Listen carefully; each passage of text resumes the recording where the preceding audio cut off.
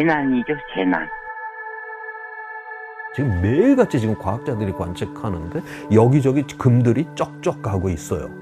깊게 들어가면 미칠 것 같죠. 제가 살면서 이 문제가 해결된 걸 보고 죽을 수가 있을까요? 과연 이 아이들에게 바꿀 수 있다라고 얘기하지만 애 같아요. 아, 우리는 지금 이렇게 낭비할 시간이 없는데 우리 우울증 걸릴 시간도 없다. 우리가 지금 뭐라도 해볼 수 있는 행동이 있다.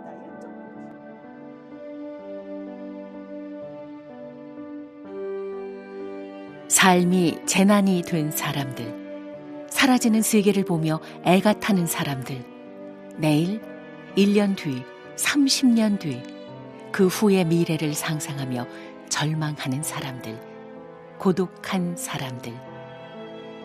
기후위기 시대, 당신은 어떤 고민을 하고 있나요? 거대한 위기 앞에 느끼는 불안과 고민을 털어놓는 공간. 안녕하세요. 이곳은 기후상담소입니다. KBS 기후재난 특집 다큐멘터리 기후상담소.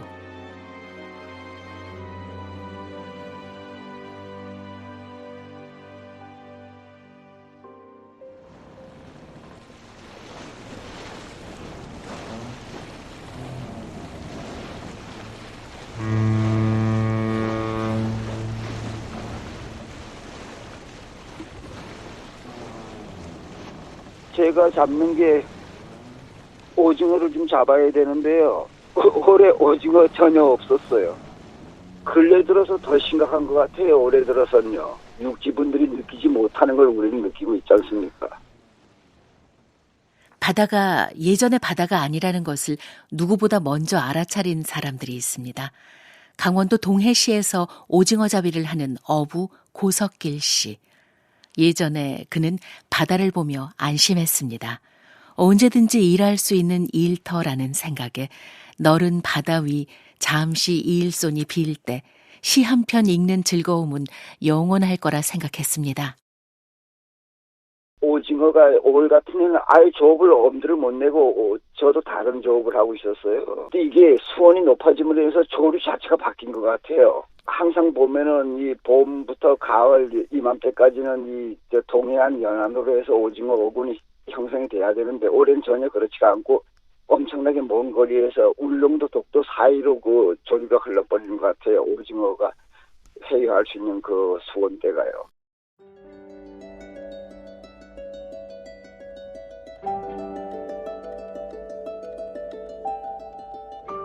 올해 7월 기준 우리나라 해역의 해수면 온도는 25도, 최근 10년 평균보다 2도나 높습니다.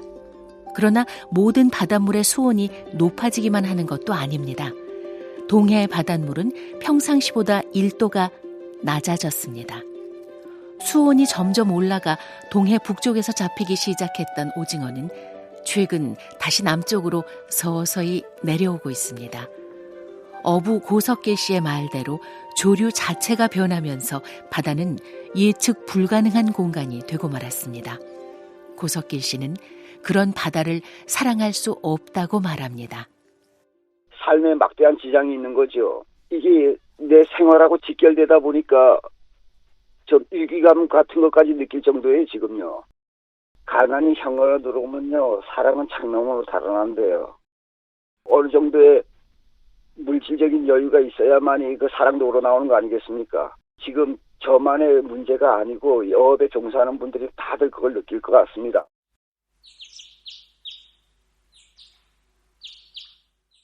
경북 상주에서 쌀과 생강을 기르는 농민 김정열 씨도 고석길 어부 못지않게 땅을, 그 땅에서 자라나는 것들을 사랑합니다. 땅이나 작물은 그냥 나와 동떨어지는 존재라든지 그런 생각은 안 들어요. 농사 짓다 보면. 눈에 보이지는 않지만은 이 땅에 많은 어떤 생명들이 살고 있고 내가 항상 그거를 들여다보고 살피면서 같이 살아가는 그런 어떤 존재들이기 때문에 긴밀한 관계, 긴밀한 교감 뭐 그런 거는 뭐 말할 수 없죠.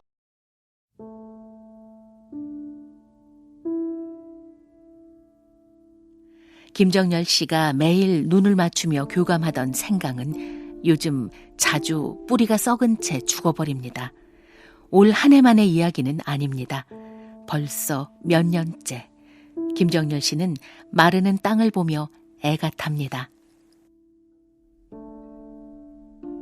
생강은 조금 서늘한 기온을 좋아하거든요. 그래서 여름에 막 한 30도 이상 고온이 계속되면 뿌리가 아예 썩어버리는 그런 어떤 작물이에요. 2018년도에 수확에 큰 피해를 입었었습니다. 그 이후에도 거의 뭐 그런 일들이 해마다 닥치는 것 같아요. 올해 같은 경우는 또 가뭄이 많이 심했어요. 가뭄 피해를 많이 봤어요. 수확량도 많이 줄었고요.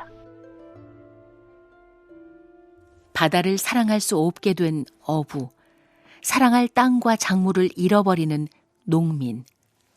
이들의 고민에 대해 조천호 전 국립기상과학원장은 서늘한 현실에 대해 이야기합니다. 오늘날의 이 기후위기라고 하는 거는 잘 사는 나라가 온실가스를 배출했잖아요. 그런데 실제로 이제 피해를 보는 나라들은 다 가난한 나라들이 이런 피해를 다 보고 있죠. 또 하나의 나라 안에서도 실제 피해를 보는 분들은 뭐 산비탈에 다 사시는 분들, 그 다음에 뭐 하천이나 연안에 이렇게 저지대에 사시는 분들이 그런 피해를 다 감당을 하고 있는 이러한 상황이거든요. 다시 말해서 오늘날이 굉장히 이런 정의롭지 않은 이러한 세상이다라고 하는 거를 또한 이 기후위기가 우리한테 또한 보여주는 그런 사례다라고 저는 그렇게 보고 있습니다. 어부 고석길, 농민 김정열이 경험하게 될 내일은 어떤 모습일까요? 그 누구도 그 내일을 장담할 수 없습니다. 심지어 바다와 땅을 매일 연구하고 있는 과학자들도요. 현 수준의 온실가스 배출량을 유지한다면 지구의 연평균 기온이 산업화 이전보다 1.5도를 넘는 시점이 올해가 될 수도 있다.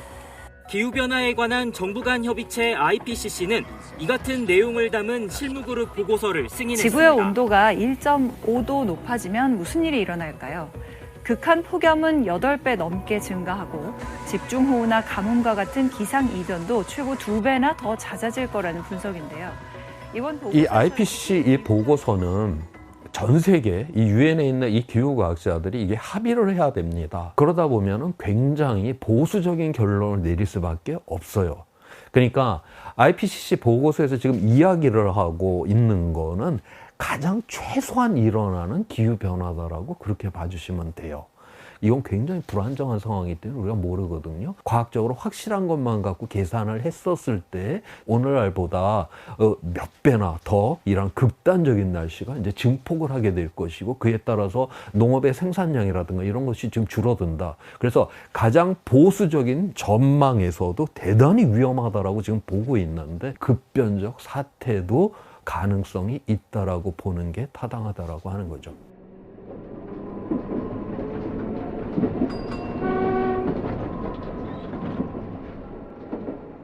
바다와 땅 곁에 사는 사람들만 아니라 도시에 사는 사람들도 기후위기를 온몸으로 느낍니다.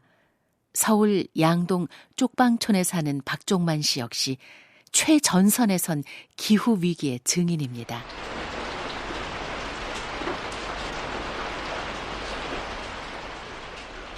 재난이죠, 재난.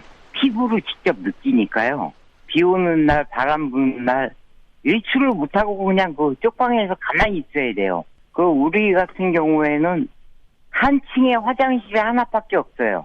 그걸로 이제 뭐 한 20명 가까이서 이렇게 써요. 여름에는 진짜 샤워를 하고 오잖아요. 그러면 한 20분 있으면 또 땀이 나요. 에어컨 없는 데서 또 겨울에는 전기장판? 그거에 의지해가지고 콧바람에는 혹한이 불어치고 온몸으로 이제 체감을 느끼는 거죠. 가을이 오면 겨우 마음을 놓을 수 있다는 박종만 씨. 또 다른 쪽방촌 주민 윤용주 씨도 이야기합니다. 지금 제가 여기서 일이 이천한 지가 한 18년 정도 됐어요. 근데 그때만 해도 지금 이렇게까지 이렇게 못할 정도로 사람이 견디기 어려울 정도로 이렇게 그러지는 않았어요. 그런데 이제 요즘 이렇게 느껴볼 때 확실히 많이 기온도 많이 올라갔고 겨울에는 또 더 급격히 추워지는 날도 많고 그리고 또 이제 여기 사시는 분들이 이제 젊은 층들보다는 노년층들이 많다 보니까 또 나이들 또 먹고 건강도 안 좋아지고 그러니까 더 훨씬 더 견디기가 어려워지는 그런 것들을 많이 느끼고 있습니다. 기후 상담소를 찾아온 그는 우리에게 어떤 질문을 던졌을까요? 저희들도 이렇게 기상이 이렇게 되고 그다음에 세계가 이렇게 환경이 어려워지는 건 결국은 우리가 쓰고 우리가 버리는 것 때문에 이렇게 되는 게 많지 않나라고 생각해서 이러한 것들이 뭐 근본적으로 딱히 해결할 수 지금은 없겠지만 저희들이 살면서 좀 더 이렇게 환경이라든지 이런 것에 또 잘 대처할 수 있고 조금이라도 좀 더 여기에 동참할 수 있는 그런 것들은 혹시 없는지 그런 것들을 좀 묻고 싶습니다. 지금은 정천상 그 여행을 못하고 그 우리 그 남대문 오가 숙방상담소에서 뭐 걷기대 이런 걸 하거든요. 그쪽으로도 보면은 공해가 심해서 그런지 단풍이 빨갛게 안 들어요. 가을에 되면은 아무래도 그 단풍 보는 재미를 살잖아요. 이쪽에는 단풍이 아예 들 생각을 안 해요. 뭐 빨간 단풍은 없고 그냥 누렇게 됐다가 반은 누렇고 반은 그냥 퍼런 상태에서 바람 불면 그냥 떨어지는 거예요. 낙엽이 하나도 안 이쁘고 그냥 쓰레기예요, 쓰레기. 그래서 이제 그런 부분이 많이 걱정이 되죠. 보면서 마음이 상당히 아픕니다. 박종만 씨에게 남산 쪽방촌에서 내려다보던 가을 단풍은 여행을 떠나고픈 마음을 달래주는 친구이자 재난 같은 여름과 겨울의 틈에서 잠시 몸과 마음을 쉬게 하던 휴식처였습니다. 박종만 씨가 사랑하는 단풍이 제대로 물들지 못하는 이유도 기후위기의 영향일까요? 조천호 전 국립기상과학원장이 고민에 답을 해줍니다. 가을이 됐는데 햇빛이 짧아지는 거는 매년 똑같이 그게 짧아져요. 자, 그런데 기온이 지금 올라갔으니까 이게 단풍이 들지는 또 않는 기온이죠. 일조량으로 따지면 단풍이 들어야 되고 기온으로 따지면 단풍이 들지 말아야 되고 남의 입장에서는 어느 쪽을 따라갈까 어쩔 줄 몰라 하는 이러한 상황 속에서 결국 한꺼번에 누렇게 되면서 뚝 떨어져 버리는 이러한 현상이 일어납니다. 여기에 또 더해서 여름철에 이제 이런 폭염에 또 이렇게 나무들이 시달리고 기온이 올라가게 되면 토양에서 수분이 굉장히 많이 증발을 하거든요. 그렇게 되면 굉장히 건조한 이러한 토양 조건이 되기 때문에 나무들이 엄청나게 스트레스를 받게 돼요. 그래서 바로 제대로 된 단풍을 우리가 점점 볼 수 없는 이러한 세상으로 가는데 바로 기후변화가 영향을 미치고 있다고 그렇게 보고 있습니다.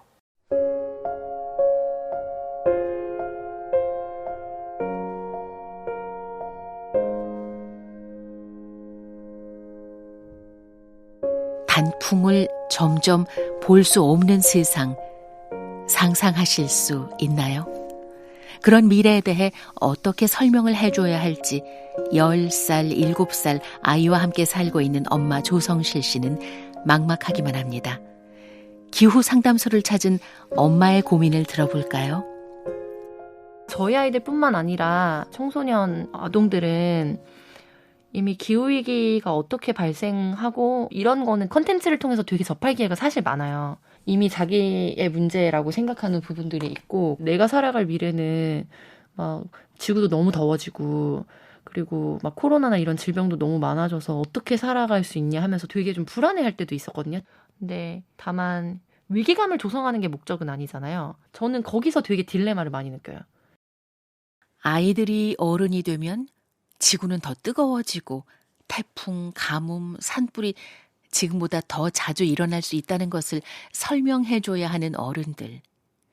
기후위기 이야기를 들으며 아이들은 미래를 포기하기도 합니다.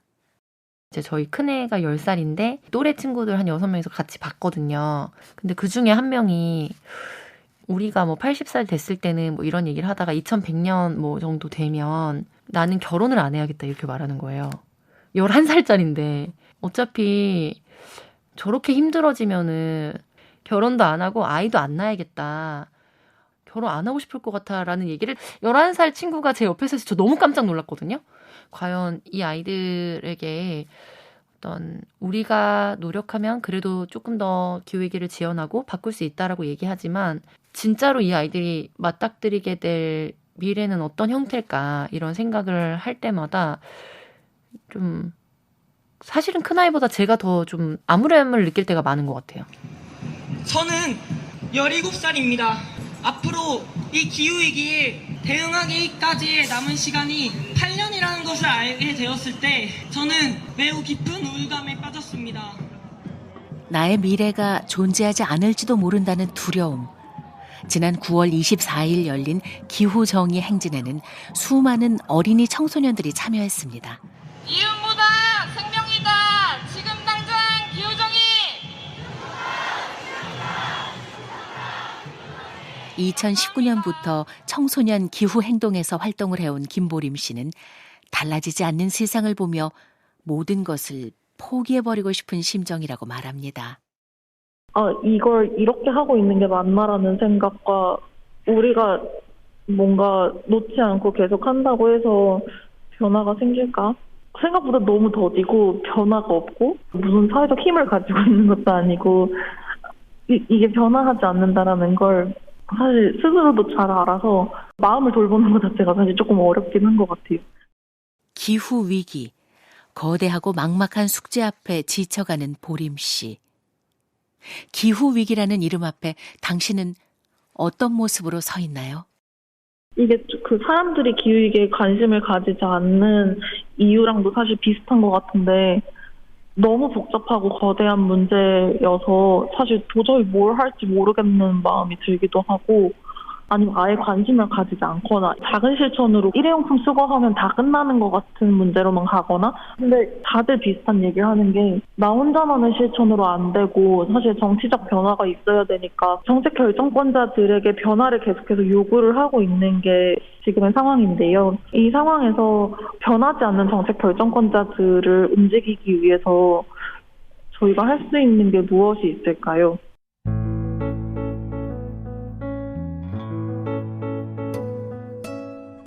변하지 않는 국가 지도자들을 변화시키기 위해 그레타 툰베리는 작은 요트를 타고 대서양을 건넜습니다. 기후 활동가들은 세계 곳곳에서 쇠사슬로 몸을 묶고 건물을 점령하며 변하지 않는다면 인류는 멸종한다 라는 구호를 외치고 있습니다. 그럼에도 도무지 바뀔 줄 모르는 정부와 기업, 정책 결정권자들. 막막한 마음으로 기후 상담소를 찾은 엄마 조성실 씨와 청소년 기후행동 김보림 씨에게 우리는 어떤 답을 해줄 수 있을까요?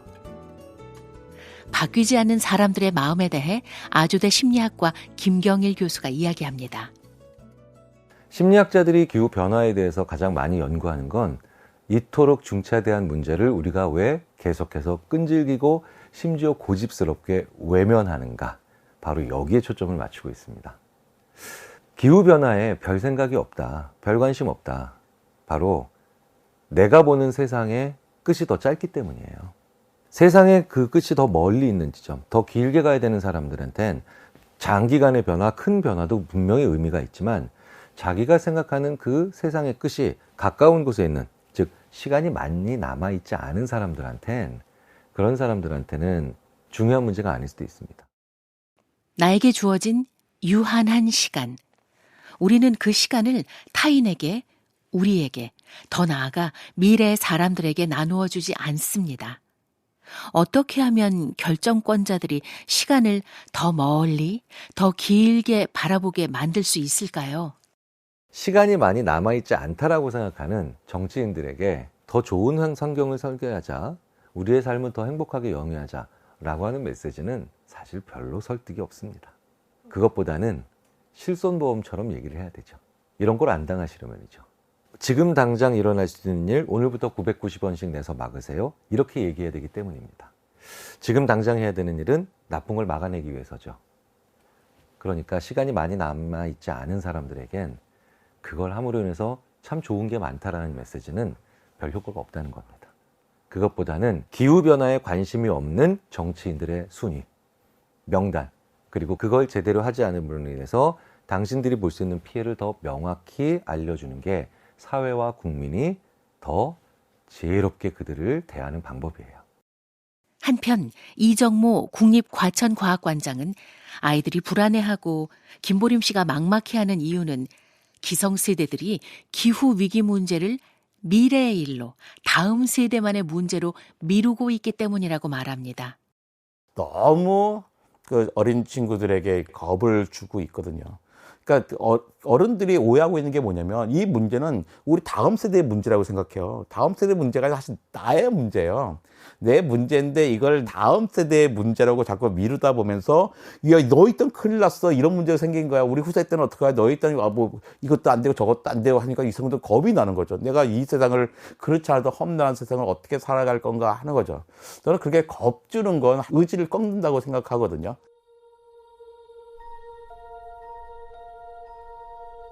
그렇다면 의지가 꺾이지 않게 기후위기를 설명할 수 있는 방법이 있을까요?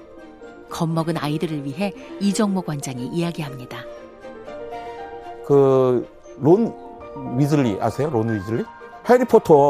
해리포터가 저기 이제는 론 위즐리 엄마랑 같이 4분의 3 승강장에 가요. 그냥 벽이잖아요. 근데 엄마가 뭐라냐면 저기서 뛰어가야 되는 거야. 저기서 쑥쑥 들어가. 겁먹지 말고. 근데 겁나면 좀 뛰어가. 뛰어가면 될 거야 하잖아요. 그 장면이 되게 멋졌거든요. 우리 마법의 세계에 들어가는데 어떻게 편하게 가겠어요? 뭔가 겁나는 장면이 있죠. 하지만 겁나는 것을 극복해야죠. 혼자 하지 못하니까 어떻게 넘어져가면 그 리유질리 갖고 걱정하자 순서 뒤에 쭉 있어 이제. 그러니까 위안화 언론이에요. 우리는 혼자가 아니다라는 것을 자꾸 알려줘야 돼요. 너 혼자 걱정하는 게 아니야. 엄마 아빠도 있고 너 친구들도 있고 외국의 모든 사람들이 이 문제를 해결하려고 있거든. 호모사피엔스가 30만 년을 버텨온 사람들이에요. 그 많은 것들을 다 이겨내면서 충분히 할 수 있을 거라 믿습니다. 우리는 혼자가 아니다.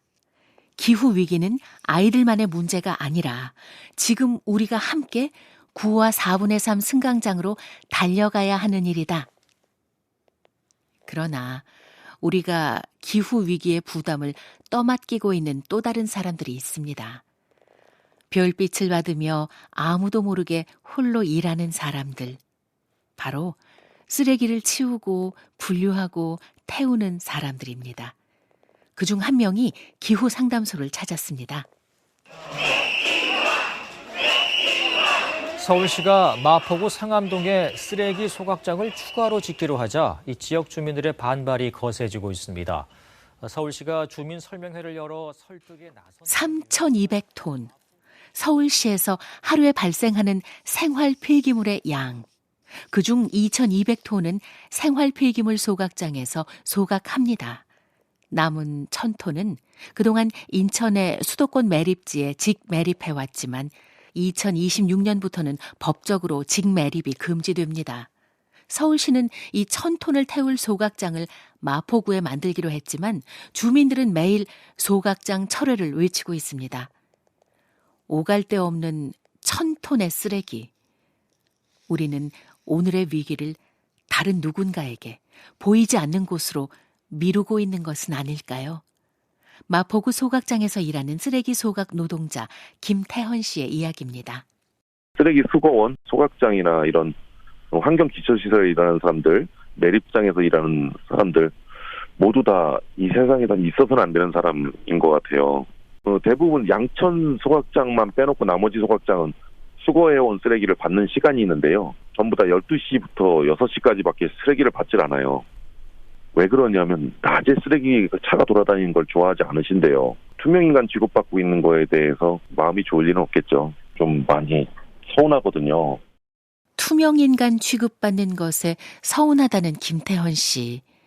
그들의 몸과 마음은 투명하지 않기에 사람들이 함부로 처리해버린 쓰레기에 베이고 찔리기 일쑤입니다. 버리는 건 아무데나 버릴 수 있어요. 나도 다치지 않고 남도 다치지 않아야 돼요. 소각로 투입구에 가서 직접 100리터짜리를 들어서 이렇게 앞으로 빠져나온 거를 손으로 넣은 적이 있었는데 넣다가 안에 있던 유리 조각이 안에 제 손을 긋더라고요. 재활용 선별장은 곡물 배달할 때 쓰는 하얀 통 같은 게 있는데 거기에 열어보니까 사람 인분을 넣어가지고 버렸더라고요. 그다음에 의료용 폐기물, 바늘 이런 게 들어오니까 선별하시는 분들은 손을 찔리고요. 제일 황당해하는 게 그 담배꽁초가 가득 찬 1.5리터나 2리터짜리 페트병.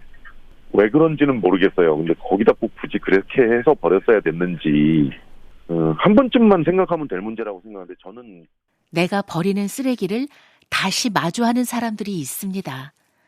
김태현 씨는 쓰레기 소각 일을 한 뒤 자신 역시 달라졌다고 말합니다. 결국 변화란 타인이 겪는 일이 나의 일이 될 수도 있다는 생각에서 만들어지는 것인지도 모릅니다. 지금은 라벨 다 버리고요. 무라벨 쓰고 있고 페트병은 뚜껑 닫아서 아주 깔끔하게 접어서 버리고 있고요. 우유 팩이나 이런 거는 별도로 잘 정리해서 버리고 있습니다. 그러나 김태현 씨의 고민은 쓰레기를 잘 버리는 법에서 그치지 않습니다.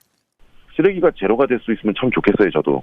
안 보이면 우리가 깨끗하고 무해하다고 생각하지만 그렇게 하지 않습니다. 신마포 소각장을 지하하는 거에 대해서 굉장히 고민이 많거든요. 들어가서 불나면 다 죽는 건데 왜 우린 이렇게 돼야 하는지에 대한 고민 첫 번째와 왜 쓰레기를 줄이려고 노력하지 않을까에 대한 그 두 가지 문제를 가지고 고민하고 있습니다. 자, 딸기 오세요. 메이커 딸기입니다. 자, 4,000원짜리 3,000원씩. 삼시 대박시리 얼렁 시 얼렁 같은 마포구에서 제로 웨이스트 운동을 하고 있는 고금숙 대표. 고금숙 대표는 일상에서 우리가 할 수 있는 가장 작은 실천부터 찾아내는데 탁월한 선수입니다.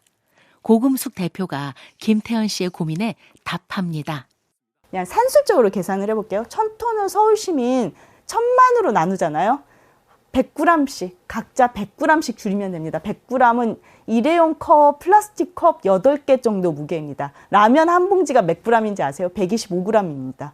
저희가 그것을 못해서 소각장을 짓는 거고 누군가의 건강, 누군가의 재산권을 침해하고 있는 겁니다. 기업이라든지 제도 문제도 있지만 그 책임은 남에게 있는 게 아니라 실제로 쓰고 버리는 것을 너무나 편리하다면서 당연히 누려온 하루 100g 쓰레기를 줄이지 못하는 우리 스스로에게도 있습니다. 고금숙 대표는 사람들이 쓰레기로부터 멀어지게 만든 사회 구조에도 문제가 있다고 지적합니다. 제가 딱 이태리 가서 제로웨이스트 시티를 보러 갔는데 제일 처음에 보이는 게 낮에 돌아다니는 쓰레기 차였어요. 아침 7시, 8시에 나왔는데 쓰레기 차들이 다 돌아다니고 있는 거예요. 이태리 갔더니 아침에 막 거기도 출근하잖아요. 출근을 하는데 쓰레기 차들이 딱 길을 막고 있는 거예요. 한국은 밤에 내놓으면 알아서 저절로 치워지는 모든 쓰레기를 밤에 걷는 게 아닌데 우리는 그게 당연한 일이 돼버렸구나 이런 생각이 들었어요. 두 가지 문제가 있죠. 쓰레기가 눈에 보이지 않아서 나무 일처럼 됩니다. 그 쓰레기 우리가 만드는 거거든요. 그리고 야간 노동은 국제암연구소가 인정한 발암 요인입니다. 암을 일으켜요. 누군가에게 그 야간에 일을 시킴으로 해서 그것을 누군가 몸으로 겪게 되는데 사실 거기에 대해서 아무도 말을 하지 않아요. 결국 사람이 하는 일이잖아요. 내일의 괴로움을 줄이기 위해 오늘 조금만 더 노력하자는 고금숙 대표. 그러나 세계는 그 작은 노력을 눈치채지 못할 정도로 빠른 속도로 앞만 보며 질주합니다. 조천호 전 국립기상과학원장은 기후위기의 본질은 세상이 언제나 고공행진, 무한한 성장을 할 것이라는 헛된 믿음에 있다고 말합니다. 오늘날의 위기의 본질은 바로 인간 세상의 과잉 때문에 일어난다라고 하는 것이에요. 지금 80억이 살고 있는데 지금 생산된 식량의 3분의 1이 쓰레기로 들어가는 세상이에요. 자, 그런데 이 80억 중에 10%인 8억 명은 굶주림에 시달리고 있어요. 오늘날 대한민국의 쓰레기장을 한번 가보세요. 거기 지금 쌓여있는 그 물건들을 보세요. 몇십 년 전이면 다 집안에 있어야 될 물건을 다 우리 내다 버리고 있어요. 이 세상은 결코 결핍이 아닙니다. 이 세상은 어마어마한 지금 과잉의 세상이기 때문에 바로 잘 사는 나라, 그 다음에 이러한 부자인 사람들이 바로 이 과잉 자체를 줄여야만 하는. 조천호 전 원장은 기후위기를 일으킨 주인공들의 변화를 촉구합니다. 우리가 뭐 개인이 그렇게 뭐 쓰레기도 줄이려고 하고 일용품도 안 쓰려고 애쓰고 하는 그런 마음들, 우리의 공동체를 위해서 우리가 개인의 그런 불편함을 감수하고자 하는 마음들 굉장히 아름다운 마음이죠. 중요한 마음들이고 모든 거는 또 거기서 출발을 해야 되는 것이고요. 자, 그런데 그것만 갖고서는 이거는 좋은 사람은 될 수는 있어도 좋은 세상, 이 과잉되고 이 불평등이 줄어든 이런 세상은 못 만들죠.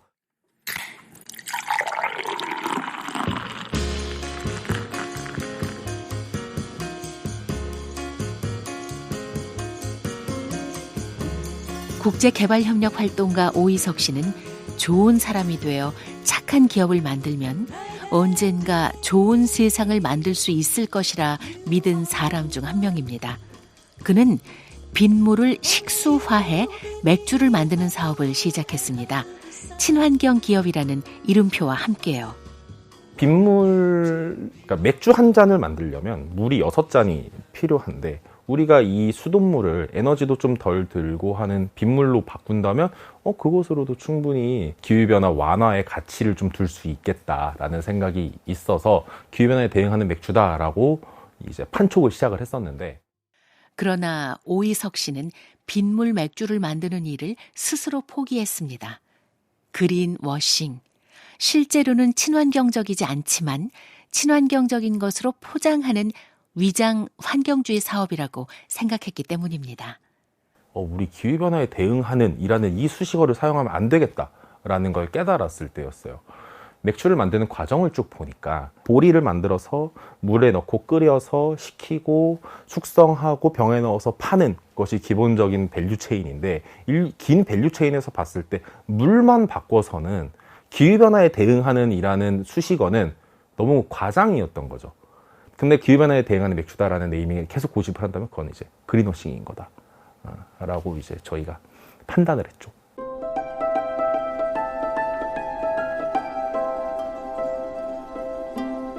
공동체를 위해 개인의 불편함을 감수하는 중요하고 고마운 마음들. 그린워싱 기업들은 기후위기 대응을 위한 그 작은 마음들조차 인류가 마주한 가장 시급한 위기인 기후변화조차 자신들의 성장을 위한 수단으로 활용합니다. 저는 조금 더 노골적으로 환경장사라고 표현해요. 친환경적인 이미지만 도용해서 그 분위기에 편승해서 자기 돈 벌고 사회적 지위를 영위하고 만들어내는 것에만 목적을 둔, 정말로 기후위기를 대응하고자 하는 마음을 배신하는 행동이라고 하기 때문에 심각하면 저는 그건 사기라고 보죠.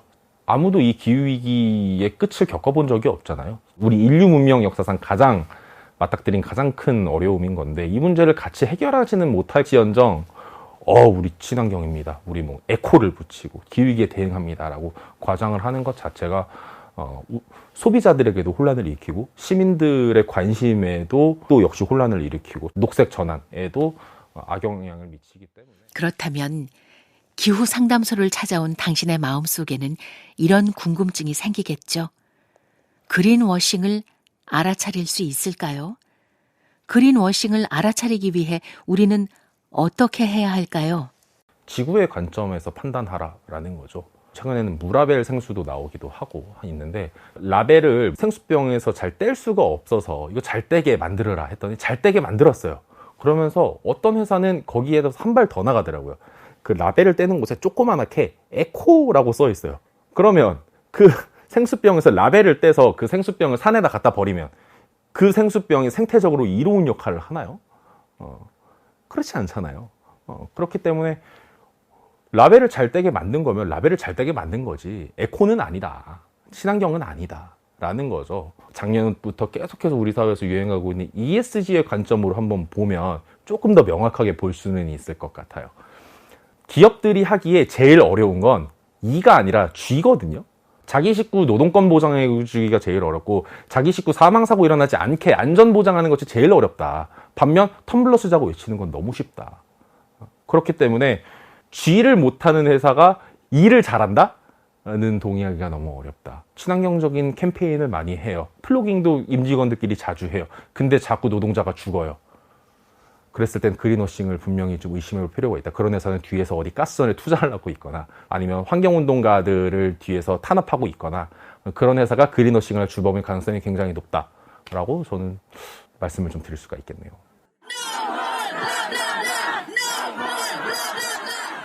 How dare you? You have stolen my dreams and my childhood with your empty words. 환경운동가 그레타 툰베리는 기후변화 당사국 총회인 27차 COP에 불참한다는 이야기를 했죠. COP가 그린워싱의 장으로 변질됐다는 이유였습니다. 기후위기에 진심을 다하지 않는 권력자들, 어차피 세상은 변하지 않을 것이라는 사람들. 우리는 이곳에서 어떻게 희망을 찾아야 할까요? 기후 상담소를 찾아온 또 다른 손님, 3년 넘게 비건을 지향하고 있는 윤현정 씨는 의지를 꺾는 사람들을 만날 때마다 괴롭습니다. 다큐멘터리에 나온 장면들이 저한테는 너무 충격적이었거든요, 사실은. 그 다음날에 갑자기 아침에 일어나서 이제 가족들한테 나 오늘부터 고기 안 먹는다 이랬었거든요. 그때 제 친구들, 가족들, 뭐 동생들 다 막 너 그거 뭐 일주일도 안 간다, 한 달도 안 간다 이랬거든요. 안 먹는다고 밖에 바뀌는 게 없는데 그냥 너도 그냥 먹는 게 어때? 라는 그런 반응을 받았을 때가 있는데 그때 되게 힘이 쫙 빠졌던 이유는 저는 사실 저도 어느 정도 인정은 하거든요. 한 명이 고기를 끊는다고 해서 그 축산업을 하는 기업들은 타격받을 게 하나도 없을 테니까. 근데 하지만 세상은 원래 그래라는 말도 저한테는 되게 날카롭게 다가왔던 게 원래 그런 세상에서 사람들 다 순응하고 사는데 너는 왜 거기에 대해서 혼자 집착을 하느냐? 왜 너는 거기에 대해서 아무도 신경 안 쓰는 걸 혼자 매달리느냐라는 식으로 들려서 힘들었던 기억이 있어요. 나한테는 이게 되게 중요한 가치인데 남들 눈에는 되게 아무도 신경 안 쓰는 일에 혼자 매달리는 사람처럼 느껴져서 제가 되게 한심하다고 느껴질 때도 저는 되게 많았어요.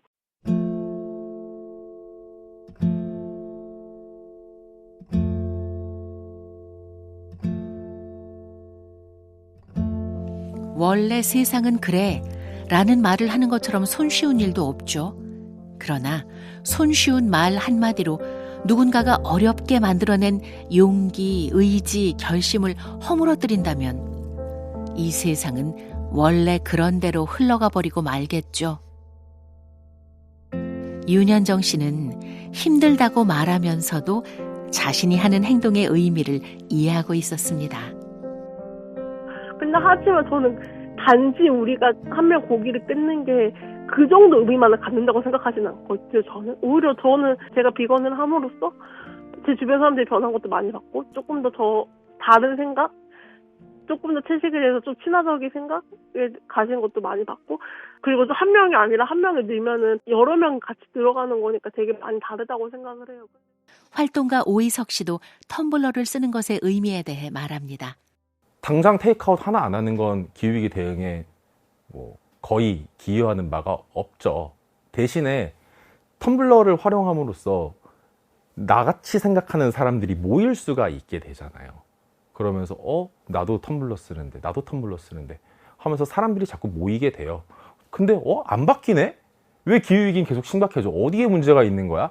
그러면 누군가가 책임을 지지 않고 있고 누군가가 계속 환경을 의도적으로 더럽히고 있고 제도가 너무나 부실하고 하는 등의 본질적인 문제에 차분히 접근해 나갈 수가 있게 되거든요. 텀블러 혹은 테이크아웃 잔을 쓰지 말자, 일회용품을 쓰지 말자라는 가치가 구심점이 되어서 사람들을 모으게 된다면 강력한 사회적인 운동성을 만들어낼 수가 있기 때문에 우린 더욱 큰 기후위기 대응에 대한 시민 차원의 대응을 기대할 수가 있다. 결국 바꿔내야 되는 건 기술이 아니고 사람이기 때문에 사람들을 모으는 게 제일 중요하다라고 생각을 하고.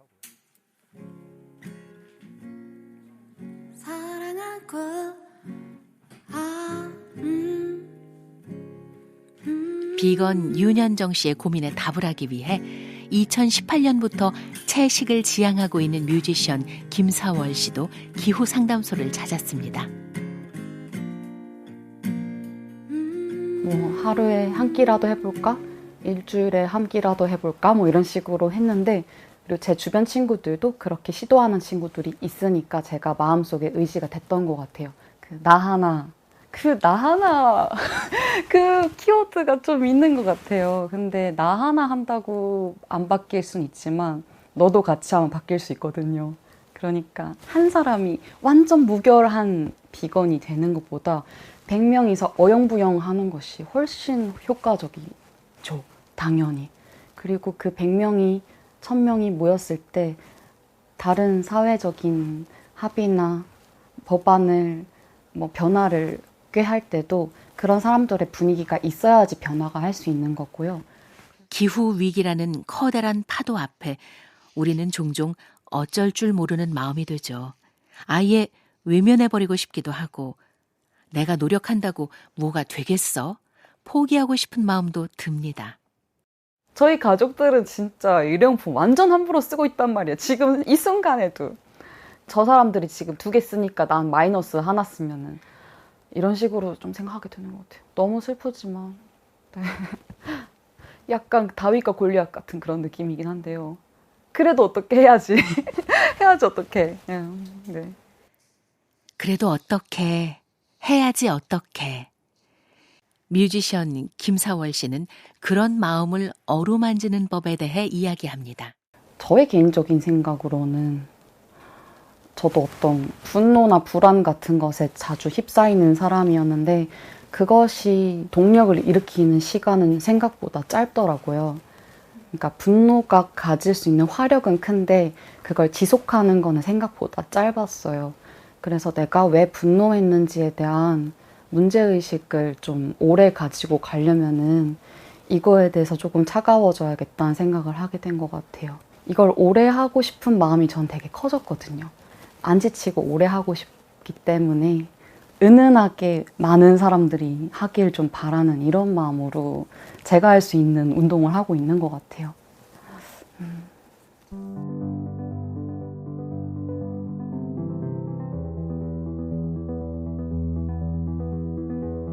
같이 따라해 주시면 감사하겠습니다. 네. 이대로 살 수 없다. 우리 지구 당장 지켜내라.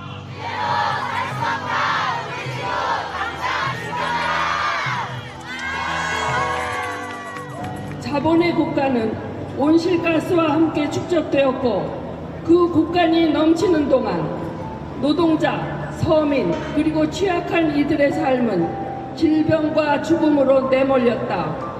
기후재난은 삶의 위기의 끝에 놓인 이들을 속도를 내며 벼랑으로 내모는 위기가 됐다.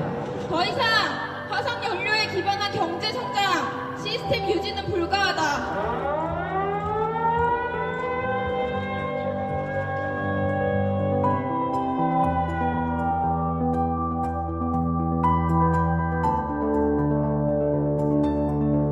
얼마큼 세월이 살다 보면은요, 깨달음이랄까, 뭐 그런 게 좀 있는 것 같아요.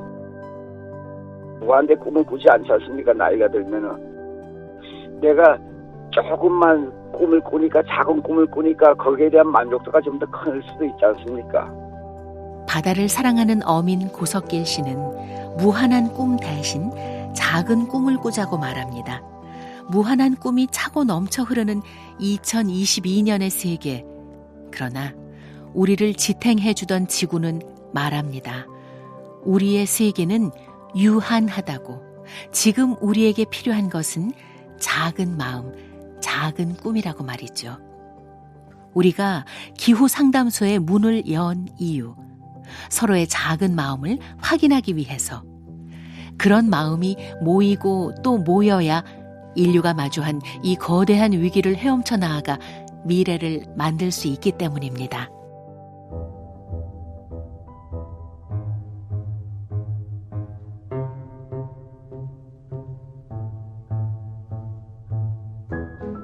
호모사피엔스가 없었으면 어떤 동물과 식물도 이름을 가져보지 못했어요. 그러니까 우리만을 위해서가 아니라 지구와 자연과 우주를 위해서 조금 더 살아남아야 돼요. 세상은 원래 그러니까라는 말로 받아치면 아무것도 결국 변하는 게 없고 가장 고통받는 사람들은 누구지?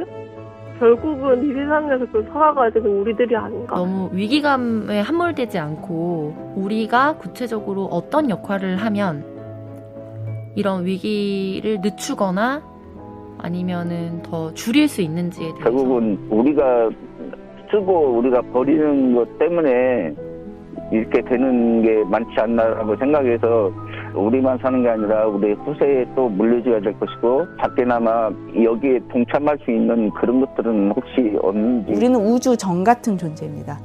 사람이 하는 일임을 서로 기억하게 하는 것들, 투명해지지 않게 보이지 않는 목소리들을 보이게 하는 게 필요합니다. 우리가 커질 때는 손에 손을 잡을 때라고 말씀드리고 싶습니다.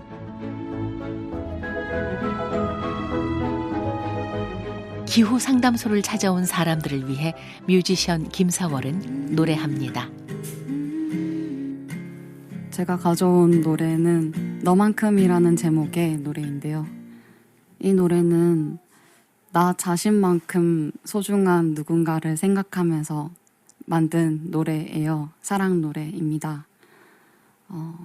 그런데 제 생각에 비건이라는 것은 내가 너가 될 수 있고 내가 이 세상 어떤 것도 될 수 있다는 어떤 감수성에서 오는 것 같거든요. 그 감수성 역시 저는 사랑이라고 생각해요.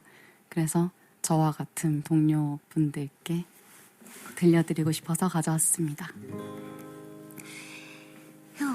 들려드릴게요.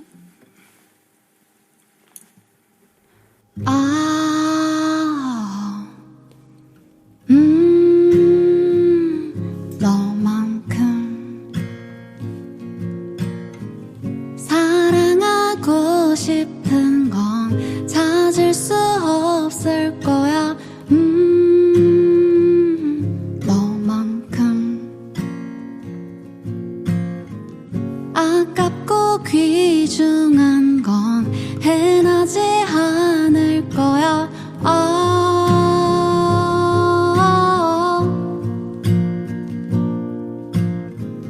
살고 싶은 것보다 강하게 끌리는 마음을 너는 아니. 죽고 싶은 것보다 괴로운 믿음을 너는 알고 있니. 라라라라라.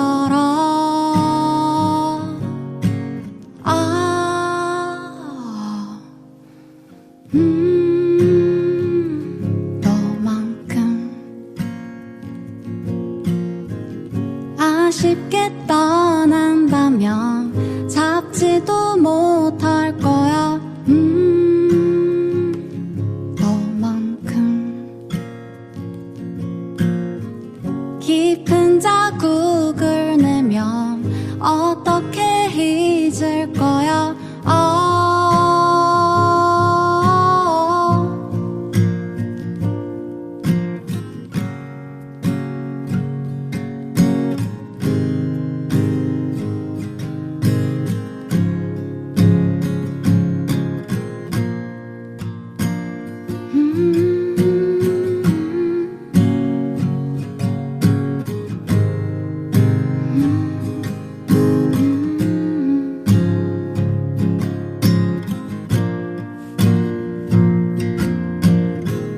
살고 싶은 것보다 강하게 끌리는 마음을 너는 아니. 죽고 싶은 것보다 괴로운 믿음을 너는 알고 있니. 살고 싶은 것보다 괴로운 믿음을 너는 알고 있니. 죽고 싶은 것보다 강하게 끌리는 마음을 너는 아니. 라라라라라.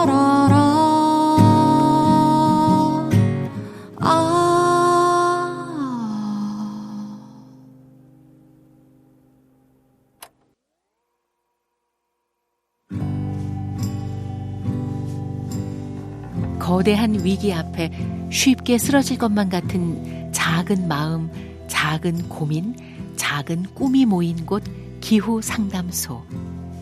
기후 위기라는 커다란 위기 앞에 두려우신가요? 변하지 않는 사람들의 모습을 보며 화가 침이 나요. 미래가 없을 수도 있다는 생각에 불안하기도 하겠죠.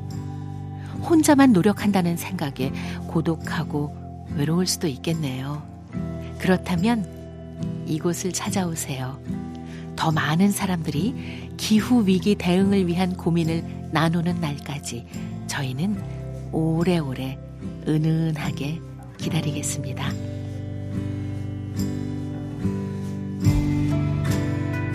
KBS 기후재난 특집 다큐멘터리 기후상담소. 지금까지 기획 이은미, 연출 박선영, 송지민, 영상 김세욱, 내레이션 이금이었습니다.